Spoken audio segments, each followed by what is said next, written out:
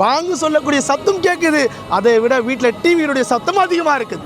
பாங்கு சொல்லக்கூடிய சத்தம் கேட்குது, காதுகளில் ஹெட்செட்டு போட்டு ஃபோனை பார்க்கக்கூடிய நிலைகள் இன்றைய மக்களுடைய நிம்மத் எந்த அளவுக்கு மோசமான முறையில் தள்ளப்பட்டு, நாளைக்கு மறுமையில் சொர்க்கவாசிகள் எல்லாம் நரகவாசிகளை பார்த்து கேட்பார்கள், மா சலகக்கும் ஃபீ சகர், இந்த சக்கர்னு சொல்லக்கூடிய நரகத்துக்கு ஏன்பா வந்தீங்க, எதுக்காக இந்த நரகத்துக்கு வந்தீங்க? இந்த நரகவாசிகள் சொல்லுவாங்க, காலு லம் நகு மினல் முஸல்லீன், நாங்க தொழுவல அல்லாஹ் இந்த நரகத்துக்கு எங்களை கொண்டு வந்து சேர்த்துட்டான். கடுமையான நரகம், கடுமையான நெருப்பு கொண்டு எங்களை அல்லாஹ் தஆலா வேதனை செய்கிறான். நாங்க தொழுவாத மக்களாக இருந்துட்டோம், நாங்கள் அல்லாஹ் மறந்துட்டோம். நரகவாசிகள் கதறக்கூடிய நிலை, யாராவது எங்களுக்கு உதவி செய்ய மாட்டார்களான்னு ஏங்கி தவிக்கக்கூடிய நிலை.